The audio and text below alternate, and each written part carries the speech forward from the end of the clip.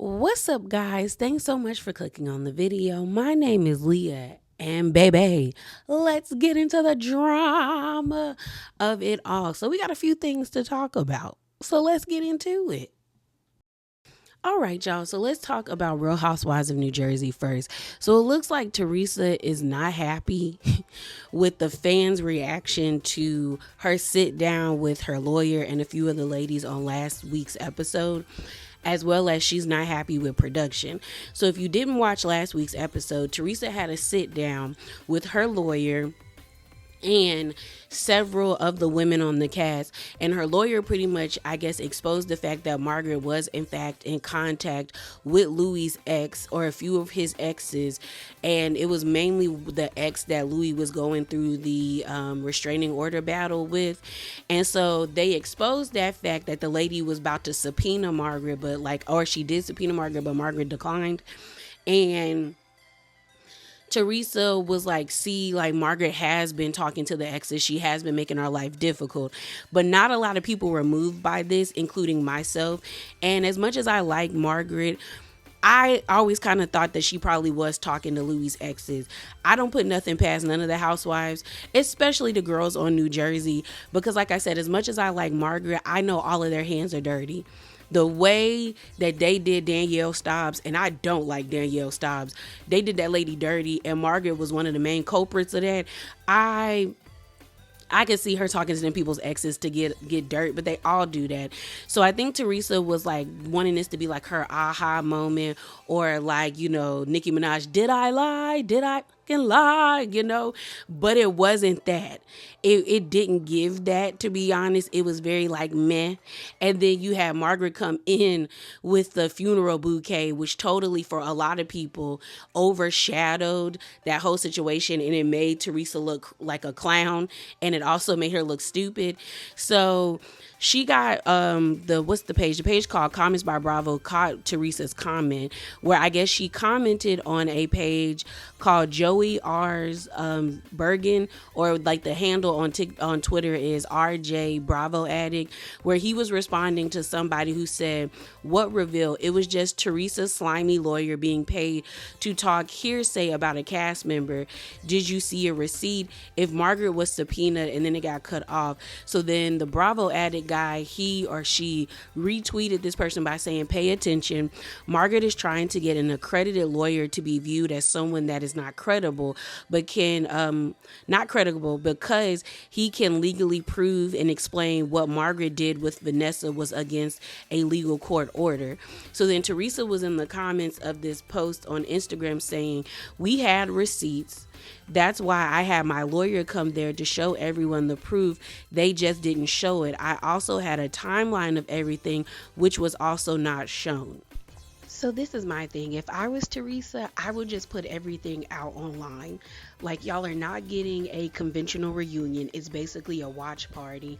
And not putting the information out there is protecting Margaret, the person that you're trying to go up against. Because honestly, like I said previously, and even in my review, the moment didn't hit the way I think Teresa wanted it to hit.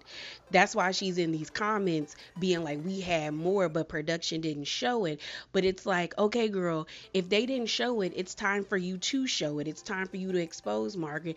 And again, I like Margaret, but I have always slightly believed, Teresa, that Margaret was talking to the exes, because Margaret likes to get her hands dirty.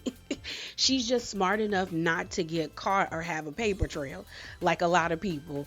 So in my mind, I'm just like, if you have the proof, put it out there.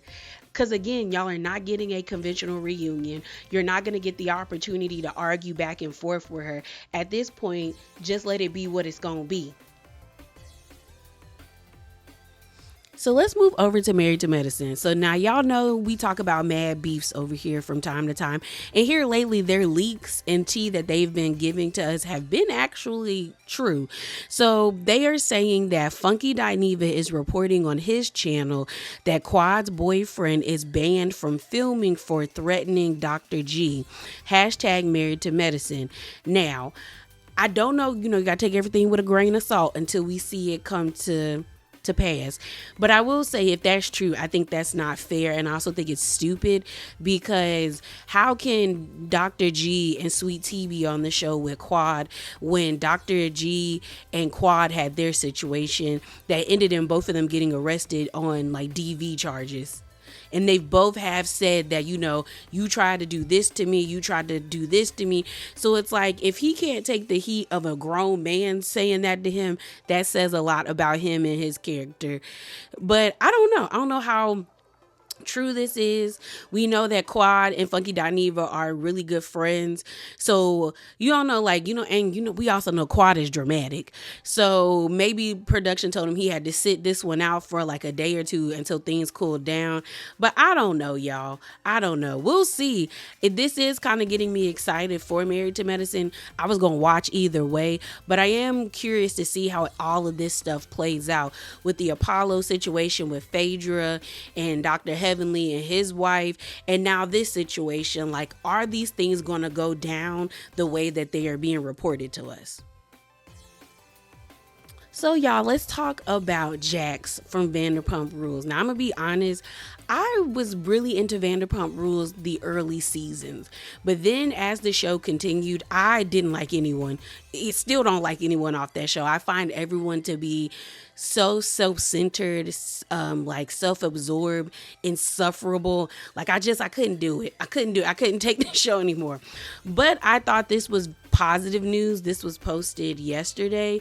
So it looks like Jax broke his silence after entering an inpatient mental health facility and says he wants to get better for his son. So I'm going to read this article from People and then we'll talk about it. So it says, People confirmed on July the 31st that the reality star 45 has begun treatment for his mental health. It says Jax has spoken out for the first time since he begun seeking therapy at an inpatient center for his mental health. On Wednesday, July the 31st, the Vanderpump Rules alum posted a photo on his Instagram holding his 3-year-old son, Cruz, who he shared with his ex, Brittany, is it Cartwright, as he reflects on his decision to seek therapy. He said, "Working on getting better for you, buddy. I love you," he wrote on the caption, tagging his son on Instagram. And then it goes on to say, in the comments, fans and friends shared their support for the 45-year-old, with Cartwright mother writing "love" and Jerry O'Connell writing you, Jax, love you all. Kim Zolciak Bierman also shared her support for Taylor by writing a comment, "Sending you lots of love." So it says a representative from the Valley told People that Tyler made the decision to seek inpatient therapy as he's going through a particularly sensitive time for him and his family. Jax has always been candid about his mental health struggles, especially during the past few months on his podcast. The rep said, adding that his family asks for privacy and respect until he is ready to speak on more on this matter. It says Tyler and his estranged wife remain in the midst of separation, which they announced in February after 4 years of marriage. In the initial announcement shared in their podcast, when reality hits, Cartwright 35 said she had a particular rough year this past year, and as a result, Jax and I are taking time apart and made the decision to move into another home to take on some space and sake for mental health. At the time, Cartwright said she didn't know what the future holds. It says they continue to co-parent their son amicably through, and in April, she told People that she and her ex are friendly and described their dynamics as if they were staying in the same hotel, different rooms. So here's my thing. I hope Jax gets the help that he needs. I hope he's actually taking the therapy very well. I hope that he is doing what he needs to do, and this is just not a way for him to escape accountability for the way that he treated his child and Brittany. Because if I'm gonna be totally honest, I really wasn't surprised by Brittany and Jax separating or possibly getting a divorce, because I don't think Jax ever really liked Brittany. I felt like he always used Brittany as a shield and Brittany was proud to be his shield. And also, I didn't feel bad for Brittany when Jax would treat her like crap, because it was like there were so many red flags smacking her in the face before she married him, that I was like, you willingly walked into him. You willingly walked into this man being disrespectful and nasty towards you, and you expected everybody to cry with you. And it was like, no. Like, you chose to put your hand on the iron when you clearly see that the iron is dysfunctional and it's hot and it's going to burn you, ma'am. Like, girl, what? It was just, she just annoyed me, and he irritates me. But I do hope that they get better, because at the end of the day, there's a child between them, and both of them need to be mentally stable. So I hope Brittany is going to therapy and getting her life together. So y'all, let's talk about Vicki. Because Vicki is in trouble. Vicki is in trouble.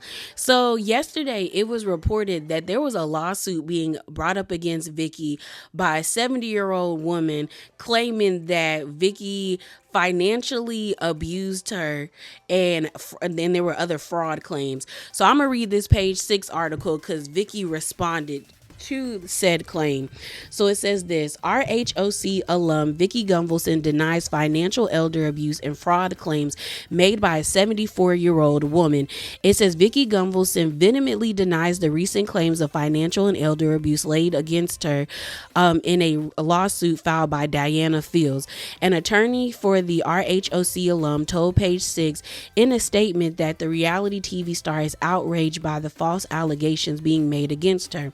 In Fields' recent suit, and claims Gunvalson followed the directions of her client by placing the insurance products Miss Fields requested regarding the annuities and the life insurance policy. Vicki Gunvalson is well-respected insurance broker with more than 34 years of experience. She has helped thousands of clients. Ms. Gunvalson vehemently denies each and every allegation of Diana Fields' complaint against Ms. Gunvalson and Coty Insurance Services, the statement reads. It says, Ms. Gunvalson did not engage in any conduct that concludes to be considered financial elder abuse, breach of fiduciary duties, or fraud.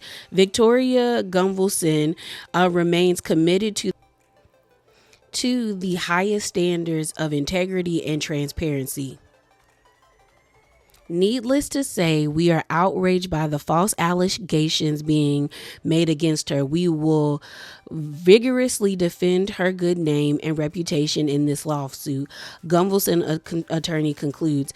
In the original suit filed by Fields and obtained by Page 6 on Wednesday, Fields claims that Gunvalson and her business partner, Ali Harishman, took advantage of the 74-year-old with their fraudulent sale tactics.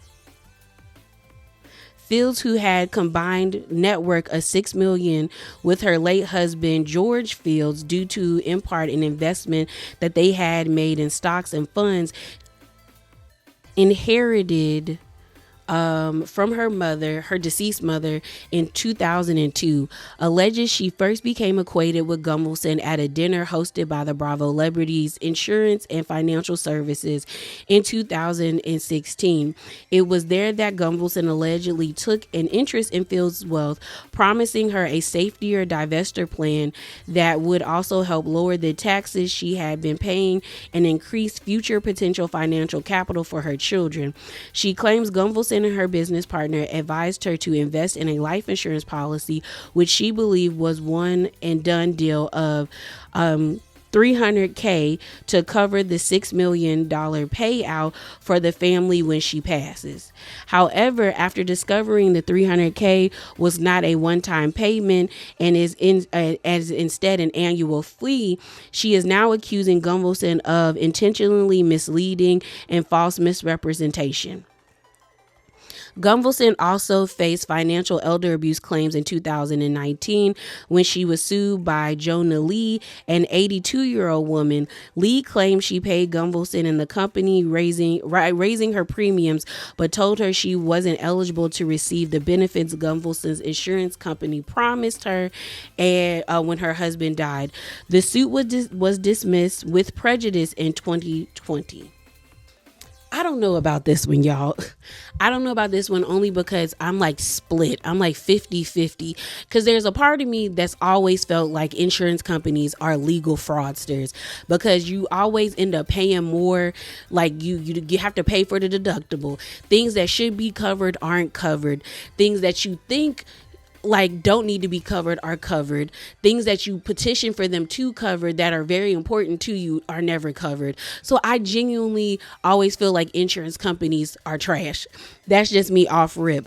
But then I also think about like, did this lady, this 74-year-old woman, did she actually read what she was signing? Because yes, someone can give you a great sales pitch. That is what their job is to do. They do that to everybody. But it is up to you to actually sit down and read what you're signing. Have somebody go over it and reread it again. Like if they want your money, you can tell an insurance company, I need to read over this before I sign it. And they can pressure you into doing it. But as long as you are giving them your money, you're well within your right, in my opinion, to take as long as you need to make sure that what you're signing is what you want.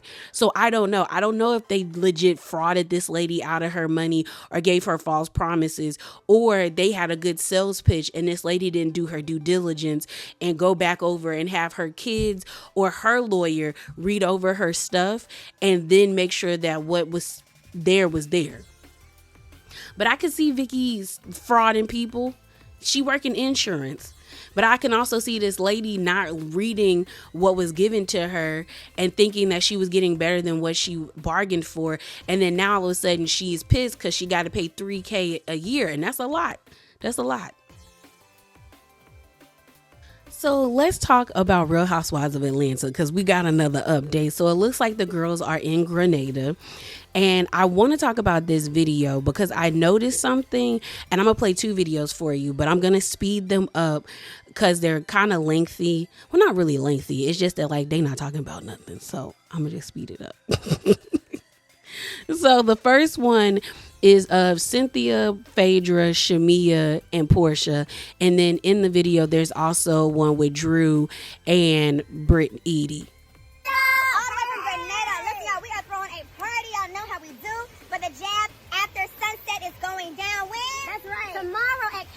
Y'all gotta be there. Come on, because everybody, their mama and their daddy and brother gonna be there. You got Mr. Killer. Yes. You got Dash, Lava Man, Muddy and Tara. That's right. Yes. It's going down, and it's gonna be traditional. We're gonna have on all black jab doing it real big. We got Cynthia Bailey, Phaedra Parks, Shamia Mwangi.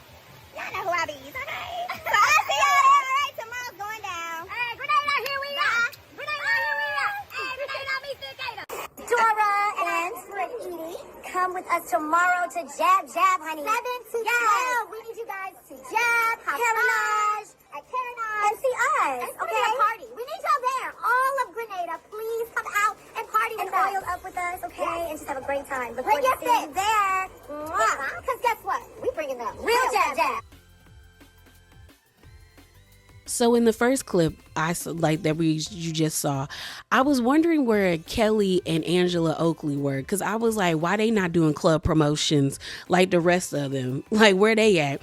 And I was like, are they not in Grenada? But then I was like, nah, we would have got tea about neither one of them going to Grenada before. So then Bravo Shade Room posted another video of them actually at the club at the Jab party, and it looked like they were having fun. I'm gonna have to turn the music off on this one because they have a song playing in it, and I know it's probably already copywritten, and I don't have problem. I don't want them problems with YouTube today. But let me play that for you.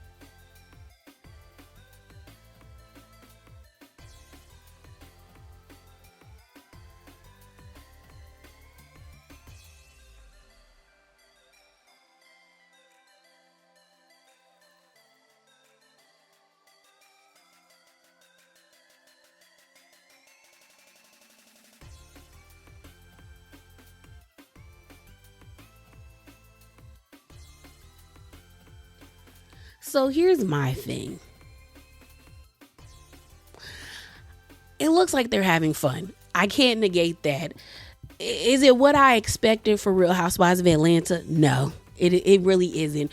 But like somebody said in the comments of some video that I saw, that pretty much was like, either you're going to watch and complain or you're going to watch and try to enjoy yourself. Either way, you're going to watch the show.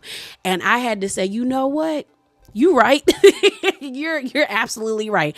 Either I'm going to watch this show and complain about it, or I'm going to watch this show and try my best to enjoy it and give people the opportunity to show me something different. Either way, we watching. And they're not wrong. What I thought was interesting is one of my friends online made this collage where they pretty much had Kenya in it, and they ended up saying that the issue is Kenya is not there and something feels like it's missing. And I said, you know what? That's what it is. We're missing Kenya. And I know people don't like Kenya. It is what it is. But I do not think it is fair for them to keep in the information or that situation that happened at the hair spa and she not be there and that be a focal point for most of the season. That doesn't make sense to me. And I do feel like it's kind of weird because it's like Cynthia is going to be brought in because she is Kenya's friend. Now that Kenya isn't here anymore, like, what is it? You know what I'm saying? It's just like, it feels, the videos that we're seeing and the things, it feels forced, it feels disjointed. And I think had they kept Kenya there, it probably wouldn't feel this way, but it does. Like, that's just what it is, but it does. So I wouldn't be surprised if here soon there's like a cast event once they get back from Grenada and Kenya pops up, like it happened when she was pregnant and the whole Nene and Cynthia situation reignited. I would not be surprised if that happens. I wouldn't be, because I don't understand keeping in the Kenya Moore hair spa situation, the revenge piece situation, and it still be a focal point and cause issues for these women. And the person that, you know, the beef was initially started with is no longer there. That to me is stupid. But that was your RHOA update. But yeah, y'all, that is it. That is all. As always, remember to be bravely authentic and definitely hop down in them comments below. Give me your thoughts about what Teresa said about them not showing everything, about Vicki and this lawsuit situation, Jax going to inpatient, therapy or center, the Married to Medicine alleged tea, as well as my update or this update on Real Housewives of Atlanta. And I'm out, y'all. Deuces.